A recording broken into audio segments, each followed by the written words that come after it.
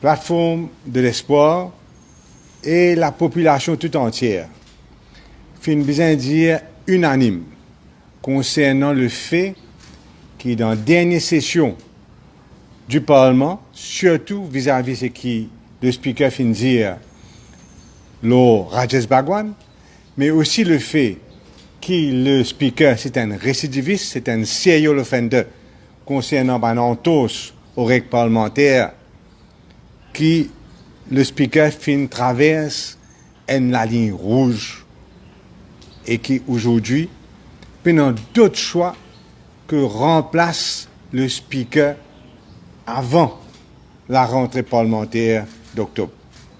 Donc pour nous position, la plateforme d'espoir, c'est réclame le départ du speaker et que le speaker soit remplacé par une nouvelle personne avant la rentrée parlementaire pour, bien sûr, le bien de la démocratie, pour le bon fonctionnement du Parlement et surtout pour qu'il y ait la transparence capable de primer à l'Assemblée nationale. Donc, nous réclamons un nouveau départ pour nos démocraties, pour le Parlement et pour la transparence au Parlement. Concernant la Mauritius Investment Corporation, dont nous apprenons qu'il y a un nouveau chairman, un businessman, qui s'appelle M. Mark Floman. Et ce businessman-là, M. Mark Floman-là, peut prendre Mauricien pour un idiot. Ou bien, ça gré, il peut prendre un Mauricien pour un idiot. Ce n'est pas dire en anglais, nous Mauriciens, qui nous viennent idiots, juste parce qu'il y a cause ça même. Nous rappelle que jusqu'à présent, lorsqu'il y a 80 000 millions qui sont donnés par la Banque de Maurice à ce subsidiaire Mauritius Investment Corporation, pour ces 80 milliards-là, 30 milliards de roupies fini alloués à une compagnie. D'après l'information qui nous est là, nous calculons qu'il y a environ 20%, ces 30 milliards-là, fin alloués dans une condition très douteuse à un proche du pouvoir, à un bailleur de fonds du gouvernement. Donc, nous payons environ 6 milliards de roupies qui finissent alloués dans une condition très douteuse à un bailleur de fonds du MSM. Et là, condition très douteuse qui fait parce qu'il finit alloué principalement à un proche du pouvoir sans l'accord de l'Investment Committee, entre autres.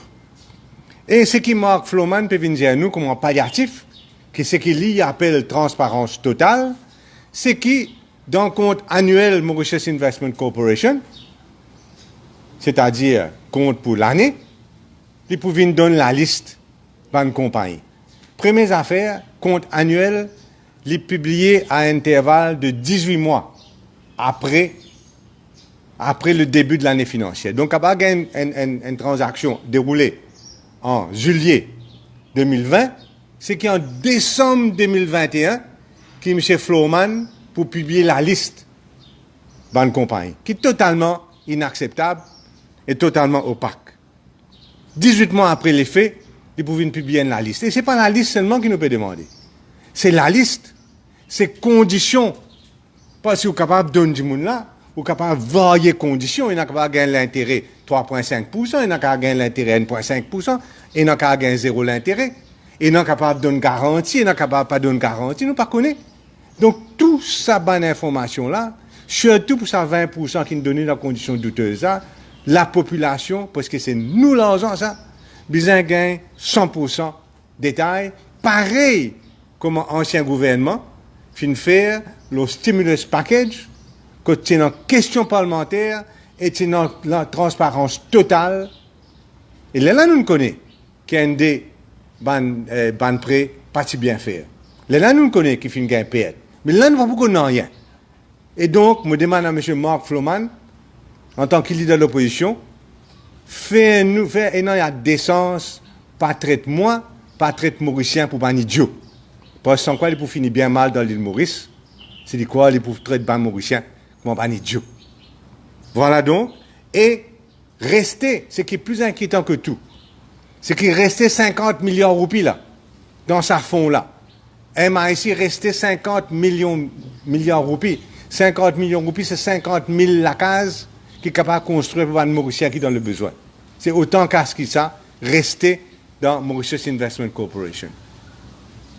Et moi, mon information, qu'il y a une série de bailleurs de fonds MSM et gouvernement qui peut faire la queue pour capable profiter de ces 5 milliards de roupies qui vont rester là pour ce projet immobilier, ce projet à droite et à gauche. Bailleurs de fonds peuvent mettre la queue pour taper casse contribuable, alors qu'ils sont déjà extrêmement riches, ça va du monde là. Donc, mon calculé qui manière qu'il peut causer, M. Floman n'est pas la personne indiquée du tout pour être chairman de MIC. Et plus que jamais, nous réclamons transparence totale sur l'argent du contribuable. Et pas seulement ça, qu'il retourne ces 50 milliards qui restaient là, puisqu'il finit, là nous peut ouvrir le 1er octobre, retourne sa casse-là, la Banque de Maurice, pour au moins les capables de servir sa casse-là, pour protéger la roupie et empêcher la dépréciation de la roupie qui peut tuer ménages mauriciens avec l'augmentation des prix et l'appauvrissement d'une certaine classe de la population, incluant la classe moyenne, vous besoin de dire.